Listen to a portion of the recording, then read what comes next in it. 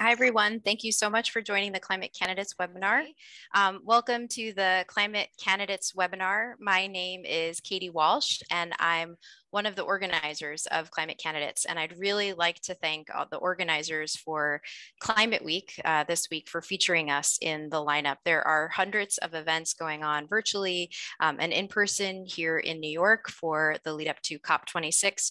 Would really invite you, if this is your first time coming into a Climate Week session, to check out the website and see if there's any other opportunities that you would like to learn more about to take climate action. I want to thank my fellow co-organizers of Climate Candidates, Max Grunegg and Rob Thomas, who we'll hear from later today, and Tessa Lee. And our speakers today. We have three inspirational climate champions who are acting on climate in their cities and towns. And I'm really thrilled to welcome Reverend Vernon Walker from Boston, Massachusetts, Lauren Kuby from Tempe, Arizona, and Mandy Mahoney from Atlanta, Georgia. We're going to spend some time today with our speakers talking about running for local and state office on climate change action. What does it take to do this? How do we win? And how we can accelerate the adoption of climate policies and plans and investments that really reflect our community's needs and values. We know that the climate crisis is the defining issue of our time. It is the greatest threat to social, racial, economic justice around the world, human rights, and progress. And the science is clear that the scale of action required in the next 9 years needs to be absolutely transformational, which is why we formed Climate Candidates. It's clear that we as climate champions can't just influence people in office. We need climate champions to be elected to office. And so we're calling on all of you as we join and catalyze climate champions, the organizers, the planners, the scientists, the engineers, the journalists, the educators who have been working on climate action to support their journey to run for local and state office. We need climate candidates elected at every level of office, from school boards to state assembly offices to state utility boards. And climate champions need to be in the halls of power, making the kinds of decisions and legislation that will truly meet the scale of the problem and with values that are rooted in equity, justice, and inclusion. I'm so fortunate that we have three climate champions with us today who participated in our accelerator, which we're going to talk about a little bit later.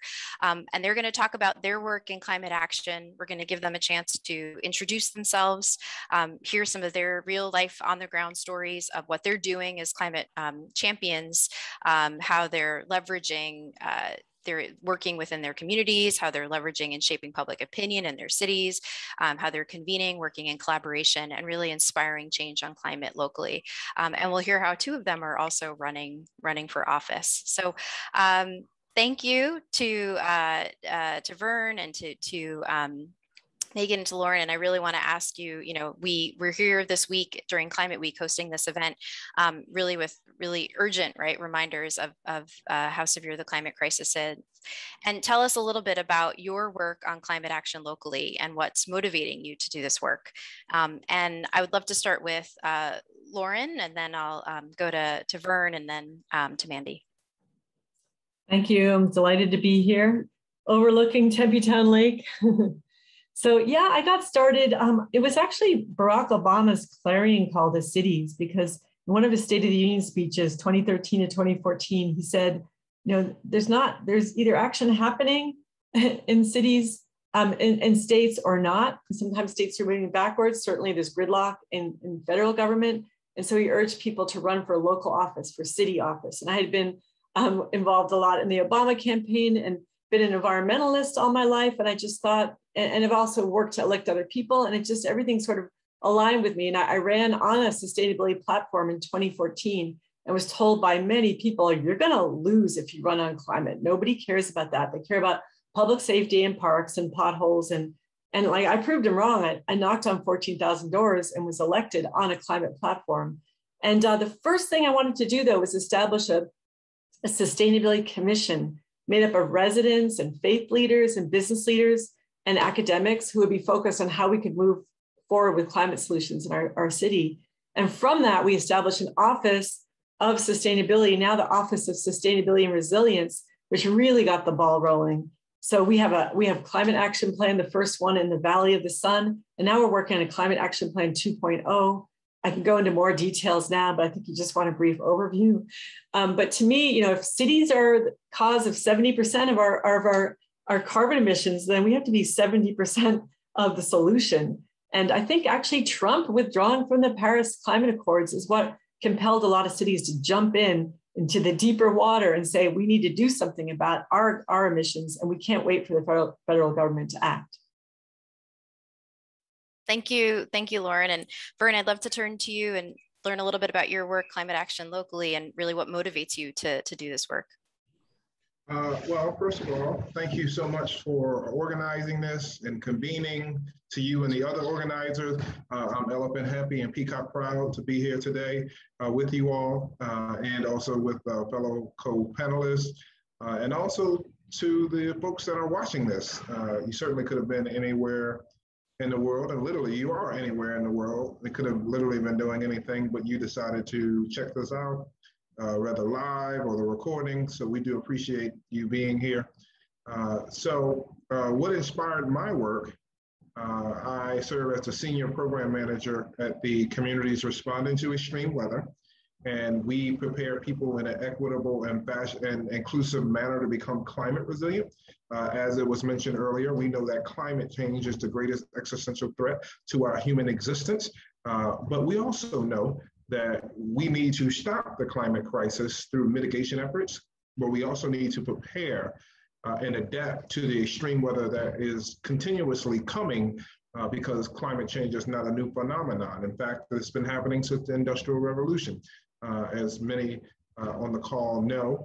What inspired me to get involved is in 2018, I saw the UN report that mentioned we have 12 years to keep the global temperatures to 1.5 degree Celsius, or otherwise we're going to see catastrophic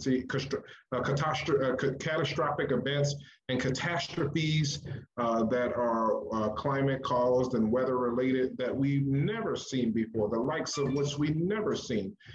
So that inspired me to look more deeply into what could be done. So there was an opportunity that rose up at the Better Future Project, which is the parent organization of the of CREW, what we call Communities Responding to Extreme Weather's acronym is CREW.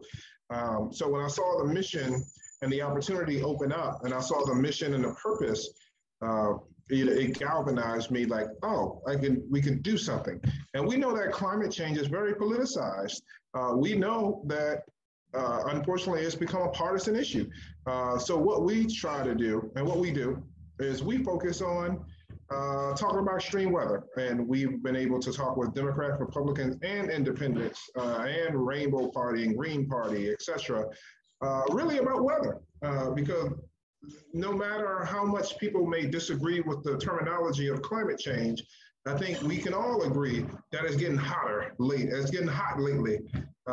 It's becoming more floods lately. Hurricane Idas are coming more frequently, and that is undeniable.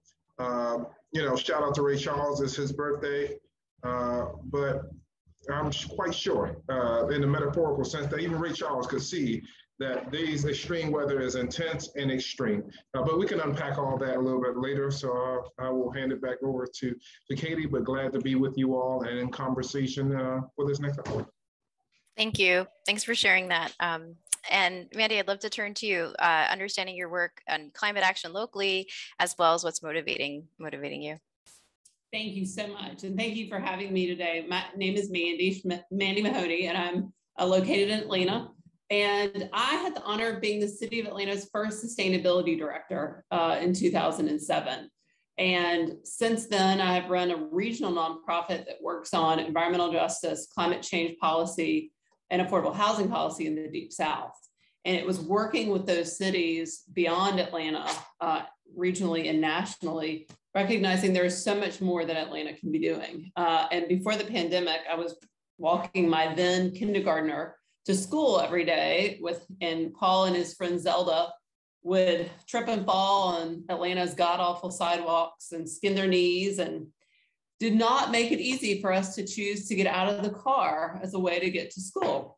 And it bothered me that the city wasn't providing the basic services. And if we couldn't do that, how in the world were we ever going to be able to adapt to climate change? And so it was that realization and wanting more as a mother for my son that motivated me to run. And my election is actually November 2nd for Atlanta City Council.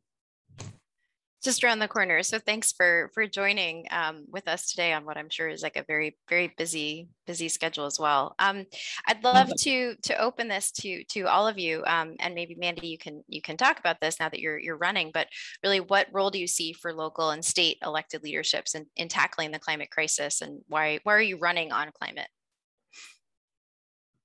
What I've experienced is that climate's on everyone's hearts. You know, the polling that's been done at the national level for cities shows that. And I think Lauren experienced that with the story she's told about running. But very rarely do we have candidates connect the policy to the news stories. And when I was sustainability director, we commissioned the first climate adaptation plan for the city. There's been this long wish list of things since 2007 that I've wanted to see happen to support us to adapt. And I also have found in my career working on this issue that adaptation allows people to connect in a more effective way than mitigation does. Mitigation further incites fear, whereas adaptation allows us to begin to see that there is something we can do. And then after we move out of that fear complex and into a more creative place, people are also able to talk about the mitigation components of it. And so in Atlanta, the way that the climate models predict it will manifest is more rain, more often, more extreme high heat drought days. And so what I talk about is the fact that our low income housing lets a lot of air conditioning out and a lot of humid air in, making the housing unhealthy to live in. And second, what are we going to do to adapt to all the increased rain? Well, we have got to use green infrastructure more effectively, as well as changing the way that we're doing our water and sewer infrastructure planning. And that seems to resonate with people. I knock on doors literally 6 days a week, which is why right now while I'm talking to you, I'm pulling out door hangers out this afternoon. Always working. Yeah, but it's real. Like, it's been a joy to have that opportunity to be with the voter every single day to test and see what's on their heart related to climate. So it's really the practical and the pragmatic. Thank you. Yeah, and Lauren, maybe I can turn to you, and then Vernon, I'll come over. And Lauren, you have served as a city council member, and I'd love if you could share your next step that you're taking and how you're connecting that to climate.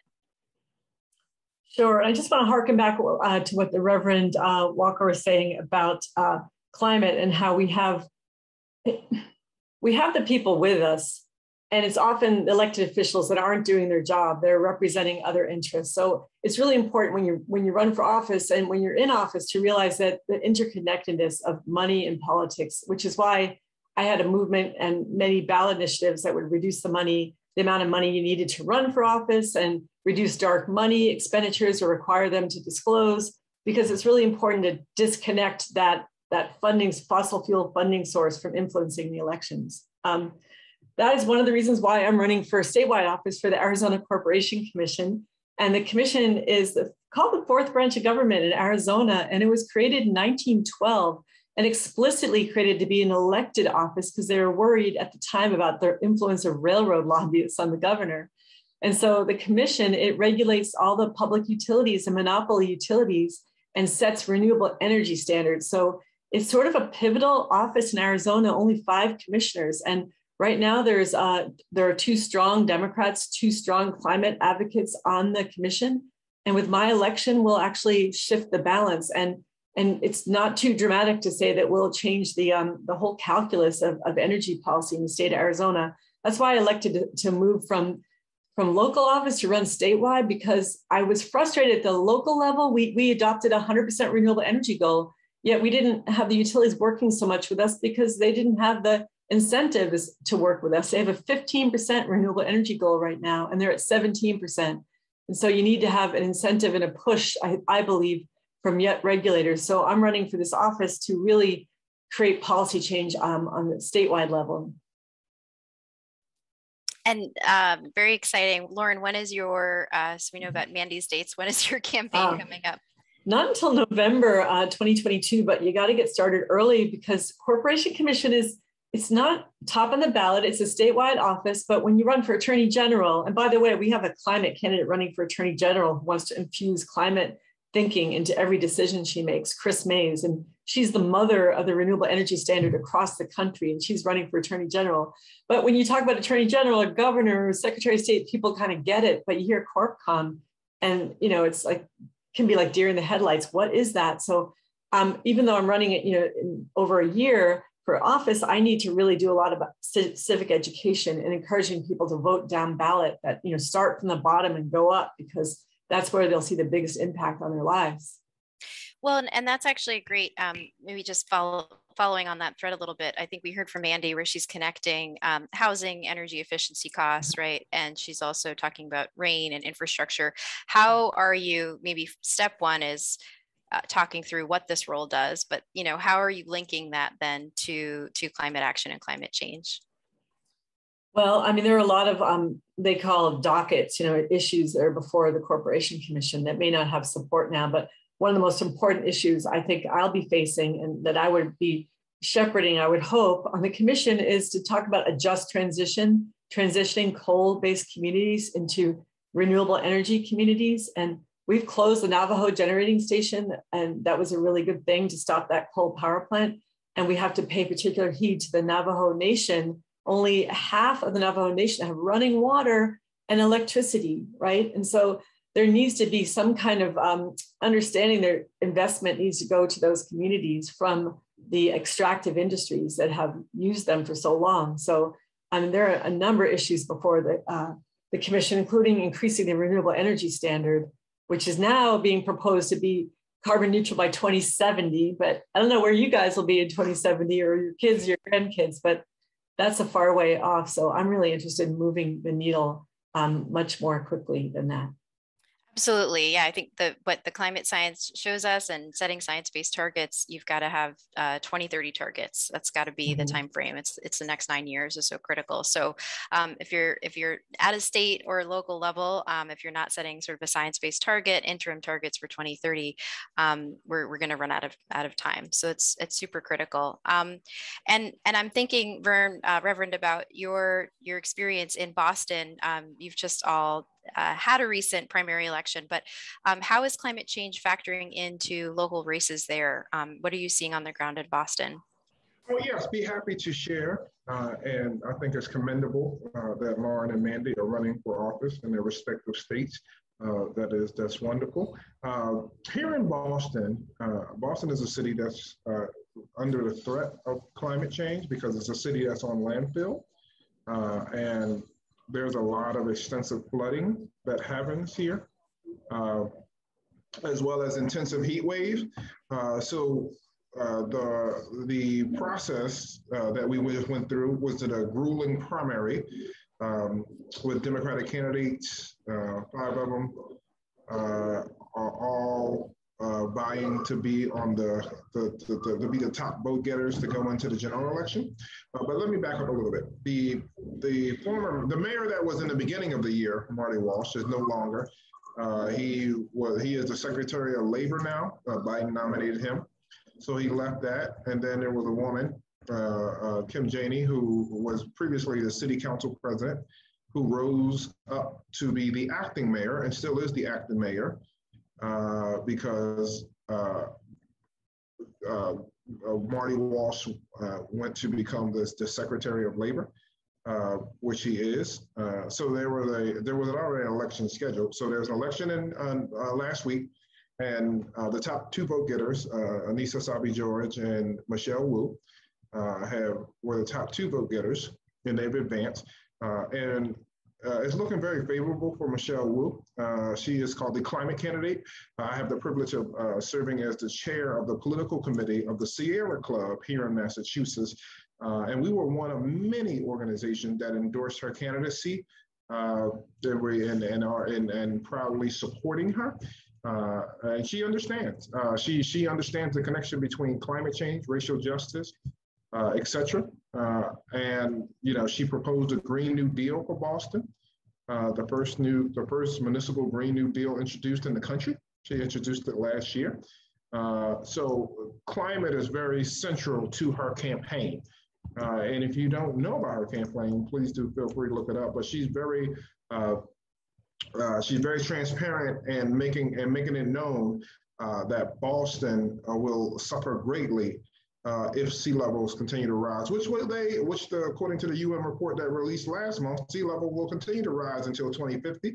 But she is very much in favor of creating ambitious goals to help to ensure that buildings are retrofitted to deal with flooding. Also, that buildings are producing zero carbon. And essentially, climate is a part of her platform, and she makes no bones about it. And I think it's she considered the climate champion, if you will. She has been considered a climate candidate here in Boston because she's been very involved on the climate front and passed a number of ordinances throughout her time on city councils. I think she's been on city council since 2013. So yeah, we see it play a big effect.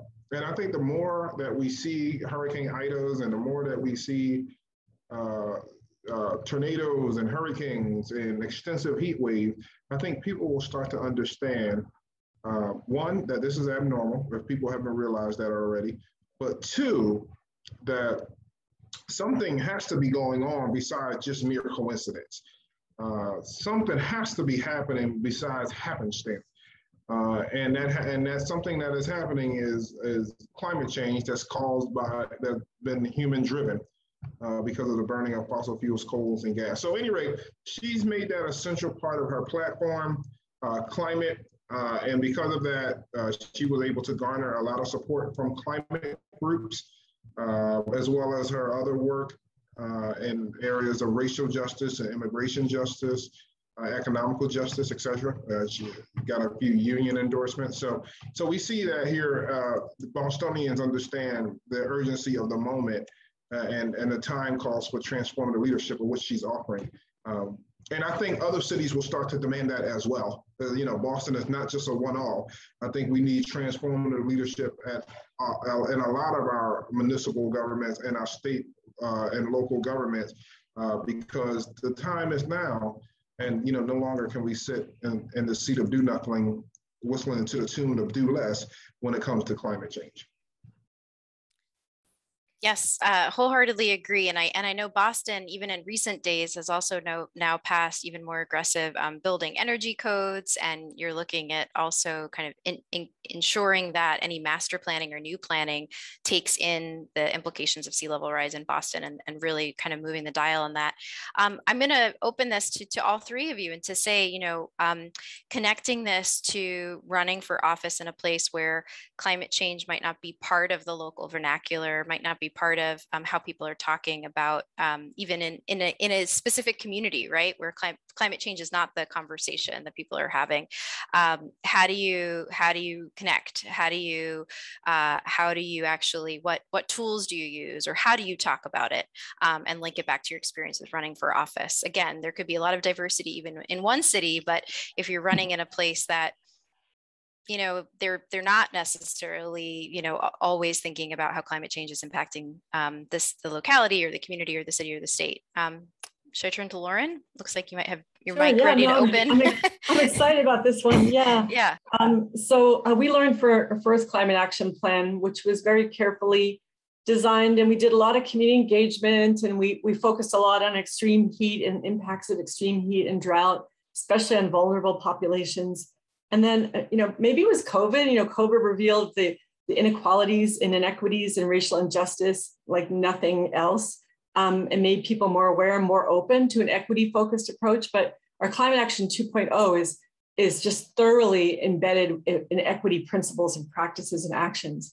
So what we realized during that process, and we're having like so many Zoom events and not so much individual, in-person events, but we got kind of a slap in the face, not metaphorically, from some of the folks we were dealing with and saying, instead of having the city run these events, why don't you work with a social justice organization and let them do your climate planning and events with people, because maybe that's a more trusted place. And so we work with Chispa, a group in Arizona, and with Unlimited Potential and Las Semillas, and we actually paid them to help us.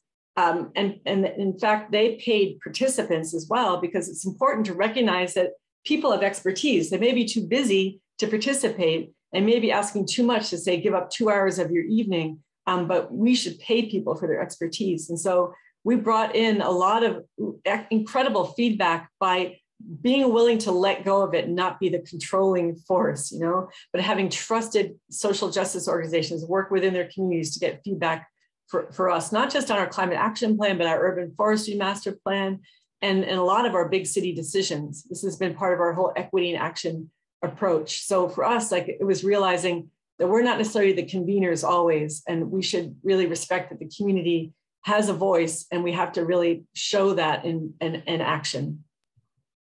I think that's right. And I wonder if that resonates with Mandy and Reverend Vernon around the messengers and who's doing a lot of the engagement work on climate action. And even as a former candidate running for office, right? Like if you hear it from a friend or if you hear it from a neighbor, you're more likely to sort of be engaged and plugged in if it's a trusted relationship. I want to ask, Mandy too, around your work in Atlanta, and then also just in the context of being in the state of Georgia, being able to act on climate, and what are some of the specifics? You talked a little bit about relating to buildings, relating to green infrastructure, but are there some other tactics that you have in terms of how you're running on climate, really embedding it into all parts of your platform? So it is certainly always on my mind, thinking of how to infuse and weave in the climate solutions. But within the campaign specifically, I find that the majority of people I talk to, be it business community, other civic organizations, the voters, Atlanta is still in a place of talk to me about the basics, help me understand how it's going to impact us. Now, with my friends in the environmental community, that I'm fortunate that I went to undergrad here and I've been here ever since. And so I have really deep and wide relationships within the social justice, environmental community. And so, they're all chomping at the bit to weave climate into, whether it be, all the different procurement contract requirements to commissions that the mayor convenes, because I should also say Atlanta is a strong mayor form of government. So recognizing that so much of what needs to be done has to emanate out of the mayor's office. But yes, I do think that absolutely every element of the programs the city administers to the ordinances that we write can have climate favorable aspects to them. And a lot of that, though, is going to be finding fellow champions on council and in the mayor's office who want to have that same vision. And at this point in the campaign, my goal is to lift up and be inclusive to my fellow candidates of how to talk about these issues, because I have found that there are 15 total city council spots in Atlanta, and I'm not hearing an aggressive climate message out of any of the rest of them. And from a practical sense, we'll need 8 votes if we want to pass any ordinances to address climate. So thinking now about where is there overlap, win-win opportunities that align with what their core messages are, so that we can quickly start embedding more climate solutions in.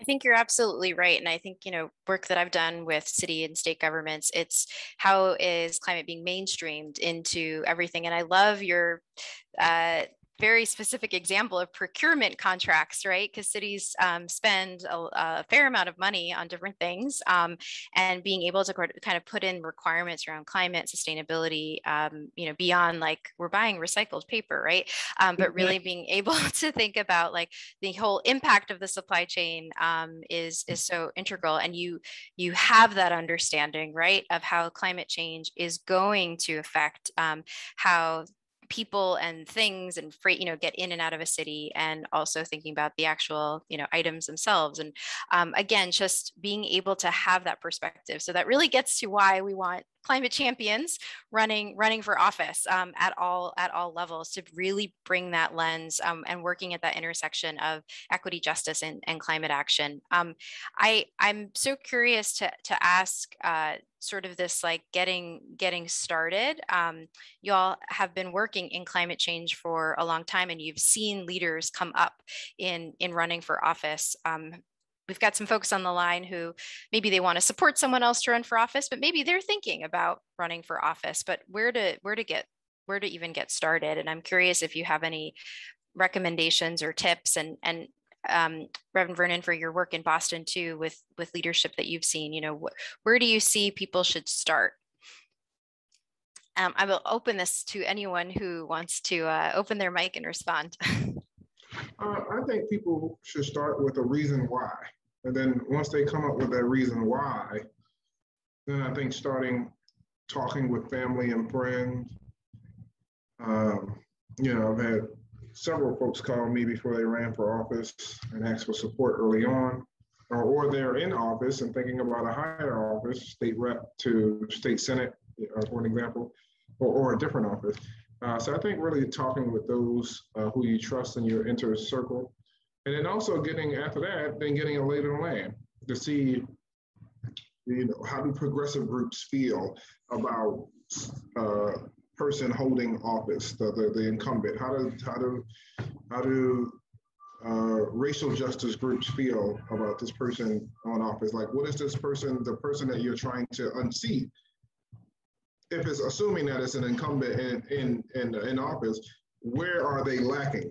And then doing a comparison and analysis of what your vision is to where they're lacking, and then offering a bolder approach, particularly around climate, because in a lot of places people don't prioritize or treat climate change with the gravity that it should be, or that it should be. So I think, talking to your folks, then after you talk to your inner circle and your folks, then getting a sense of the lay of the land. Look at the groups that you would potentially be interested in endorsing you, and making contacts with them. Or if you don't have a relationship with them already, and really understanding their processes in terms of not only just endorsements, but just in terms of what they do. Unions are great. Unions normally ask their members to make phone calls or to door knock. So, local unions, we have a lot of unions here in Boston. Boston is a union town. So those are some tips for the folks who are actually running. Love to hear from you all that are actually, what did you do to get started? Well, I got started by working in a lot of political campaigns, from local candidates to, Barack Obama's campaign, all as a volunteer. And that's where, I didn't really do the candidate training programs as much, but there are so many great programs run by the unions and Planned Parenthood and the Climate Accelerators program that you're going to hear about later. So I think it's important to sort of hitch yourself to a campaign and work in that campaign and learn about that campaign and what it's like to run and the toll it takes. I mean, you do sacrifice a lot when you run for office. You're going to kind of be a crappy spouse and a crappy parent for a while. You have to kind of face that. You have to throw yourself, I think, headlong into campaigning. You need to love it. Otherwise, if you don't love knocking on doors and running for local office, then you shouldn't be running for local office. But for me, like knocking on doors and talking to an actual voter is my spinach. I love to have conversations with voters. So I think the training programs are great, and that you really need to work with candidates and in a campaign, and look at running for a school board. You know, you can run and be a climate candidate for school board so easily. We need, I mean, you think about the footprint that the schools have in influencing young minds to become more active and to encourage young minds to be, and young folks to be activists. That is an incredible platform. And I, you know, people ask me, when are you going to run for legislature? And I would think in Arizona, to me, it's like a downgrade to run for legislature. At the city level, I need 3 votes and I can get something done. I don't have to work in a negative, hostile work environment like the Arizona legislature. So look at the office that's right for you in your community and go for it and try and make as many connections as you can with all the allies that are associated with causes that you believe in. I concur with everything that was said. I did a training through the Windless, which is a women's organization, in 2009. And they gave me some really practical steps to keep in mind so that I could get myself ready over the last 10 years for when I decided to actually run. You know, it's basic stuff like have a robust Christmas card list with really clean addresses on there, because that's going to be who you go to first to ask them for your initial donor, like to be your initial donors. And so that's where I found that the training was a super practical way to help me slowly but surely get my life in order for when I decided to run. It wasn't scary or anything, because I already had in mind the next steps. That's incredible to know that you started your list back in 2009. So great planning. I want to hit a couple of things that I heard kind of in summary of takeaways. You know, I think Vern is talking about know yourself. This is something Rob from Climate Candidate says, but know yourself, know your personnel. And when we are in the accelerator, we really talk about that. Know your why, what is motivating you, and kind of what's grounding you in your work.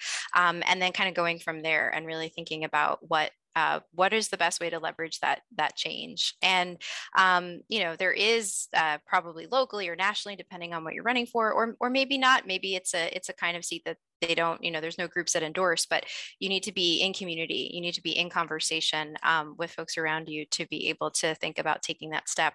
And also thinking about, you know, from school boards to, if you don't live in a city, if you're living maybe in a place that has a rural energy cooperative, right? There's some places that are just seats that have kind of been like passed down, right? But there's actually, these are open seats. And sometimes it's about kind of understanding locally the jurisdiction that you're in, what are the types of opportunities, because as we've heard from the speakers today, you can run on climate at any level. And, you know, I got my start in local politics running for something called the County Committee here in Brooklyn and South Brooklyn. And it's to represent 3 city blocks here in New York City, just 3 city blocks. But it was that early step of going to my neighbors, telling them first. It resonated what Lauren was saying about her run for office, because first you're talking to folks about what is this county committee? I don't actually understand, you know, what that seat does. And then be able to connect it to your why, right? Like, I'm running for this seat, and this is my why. And these are some of the things I hope to do. So those are some really good fundamentals and some really great steps. I want to ask our speakers today if they want to kind of in 2 parts, right? If you want to highlight anything that's upcoming, that you want to draw people's attention to, that's happening locally, happening in your community, and also let us know what's giving you your inspiration, what's feeding you, what's motivating you. So let me start with Mandy, and then I'll go to Lauren, and then I'd like to wrap up with Vern. Yeah, it is cliche, but it's really having a second grader. You know, Lauren said it right, when, you know, your priorities shift when you're running for office. And I'm fortunate that I've been able to take a pause from a paid career to be able to run full time. And it's a 7-day-a-week job. Like, I'm working harder than I've ever worked. And, you know, 12-hour days are the norm. And so finding those special moments with my son and my husband to be present to what he's excited about is really giving me joy and sustenance. You know, and ultimately it's because I love him, but I also want a world for him that doesn't have all the negative climate stuff that we read about in reports. You know, I want him to have a thriving adulthood. And so, yeah, being able to spend that quality time with him allows me to be in the trenches and knock on all the doors every day of the week. Thank you, Mandy. Lauren? Well, I suffer from generational guilt. I just turned 64, and I think every day about the world that we're leaving behind. And I don't have grandchildren yet. I hope to. I just have grand dogs. As I say to my daughters, I'm a very bitter woman, so like speed this up. But I run and I commit myself because of my grandchildren and wanting to know that when they look back, they say, at least, she did something. I find sustenance and just, I recharge my batteries by hiking and being out in nature. But also in Arizona, we have all of these, we had terrible bills passed at the end of the last session. It was under cloak of darkness. And so we have this whole movement going to refer, I think, 6 or 7 laws to the ballot. So these referenda, we have to get 100,000 or more, many more signatures, and they're due next week. And so there have been these petition signing parties all over the state. And I've been seeing people I haven't seen in a year. And so we're all gathering all the connections between voter suppression and taking back, they're trying to take $1 billion out of funding for education. We're aligned, the climate activists are aligned. So there's this sense that we're all in this together and we all sink or swim together. And that actually has given me a lot of sustenance and hope for the future, not just in Arizona, but in the country. So I'm just seeing all the allies together. And I think as a candidate, you should never think of yourself as walking alone. When I get signatures, I'm getting for Senator Kennedy. I'm getting it for Stop Dark Money, a statewide initiative we're working on. I'm getting them for Chris Mays for Attorney General. I think it's important to see yourself in a larger movement. And that gives me kind of, that nurtures me and gives me my spinach too. Thank you. Vern, what about you? Yes, actually, Crew has its own Climate Prep Week happening starting September 24th to September 30th. We have a lot of different essential events. We have over 70 events. So if you'd like to check that out, please go to www.climatecrew.org and to Climate Prep Week 2021. And then you'll see some of the exciting things we have going on. I think what gives me hope is that the world is not over yet.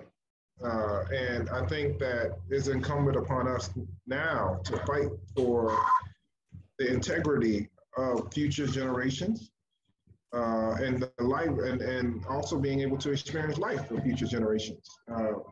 And ultimately, what inspires me is in our collective solidarity is redemption.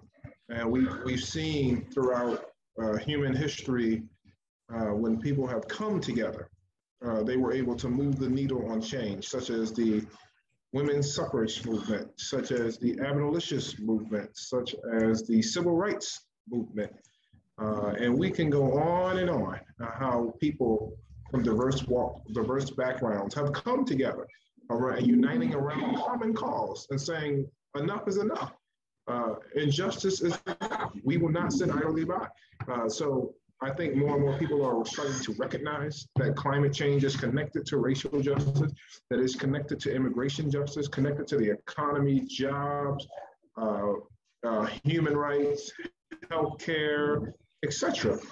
So that gives me hope that we can see beyond our differences, because at the end of the day, I think COVID has exposed who's essential and who's not essential.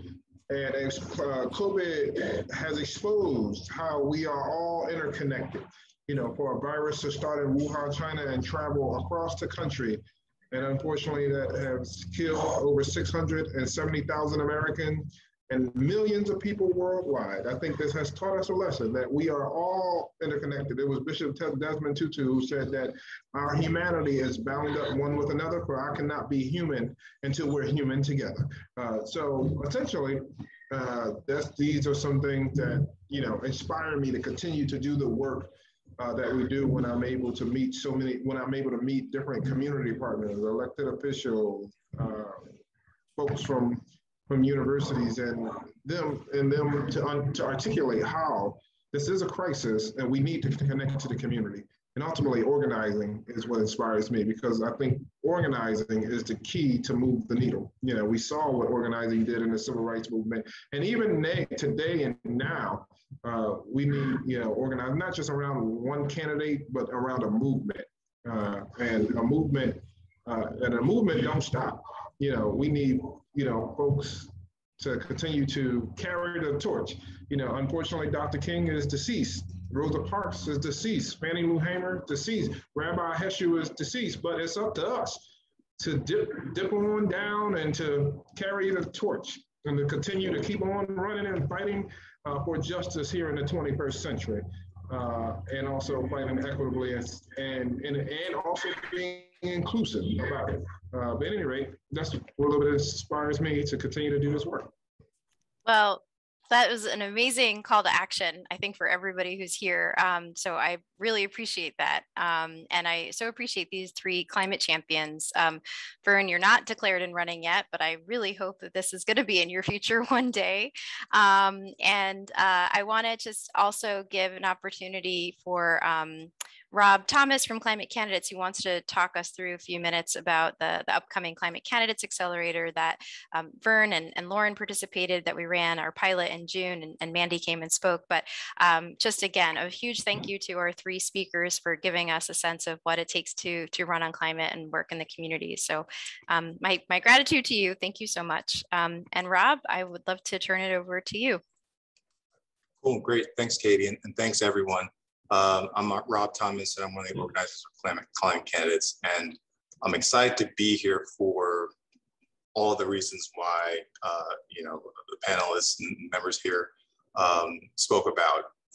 You know, the solutions are out there, right? We know what the problem is. There's overwhelming consensus. You know, we need to do something, and I know that firsthand in my many years of service in local government. You know, the importance of having elected leaders who really understand the levers needed to make changes in our energy grid and interdependent infrastructure systems. We need leaders who understand what changes and at what scale we need to make those changes at to get to carbon neutral, and are coming into office with a clear vision. Climate Candidates is focused on climate change solutions grounded in our values, which you can further find on our website. We're committed to putting inclusive climate action at the center of decision-making to create thriving and equitable communities for everyone. We believe in equitable transition where financial investments in infrastructure and clean energy and green jobs reflect those values. And that communities of color, working class, and historically marginalized communities are centered, and that there are communities that are not displaced as a result of climate and environmental action. We are thrilled to announce our second accelerator of Climate Candidates in October. It's the weekend of Halloween, October 29th to 31st. And you know, you can apply if you're interested in participating in the accelerator from our website, www.climatecandidates.org. Katie, Max, Tessa, and I are running this cohort with the goal to create a network and a community for climate champions to run for office and to receive support along the way. Even if you're not sure if you want to run, or really think that you do not want to run, but want to learn more about this program and encourage others to run, we'd like you to fill out the application and the expression of interest. And you know, if you believe that you have a story to share as well, we want to hear from you too. For this cohort, we'll be hosting a 3-day interactive virtual workshop with other fellow climate champions across the United States, like the panelists here today. Topics will include deciding to run, network weaving, climate and environmental justice locally and at your state level, building blocks, learning the building blocks of a campaign, hearing from other climate candidates and connecting with them within the network. We want all participants to leave with some of the basics to be inspired to run for office and get to know the fellow climate champions considering running for office throughout the country. Really hope you can join us. And I want to turn it back to Katie. And again, thank you everyone for joining. and to the panelists as well for, taking time out of their day to just talk about the issues that we've experienced in our community as an effect of climate change. Yes, yes, and echoing that, we appreciate you, Rob, and everyone here today. And again, check out the rest of this week for Climate Week. We've still got another day and a half going, and a lot of activities running through next week. So we look forward to seeing you participate, and check out Vern's event as well. And we've got Lauren and Mandy both posted their campaign platforms on the website as well. So thank you everybody for joining.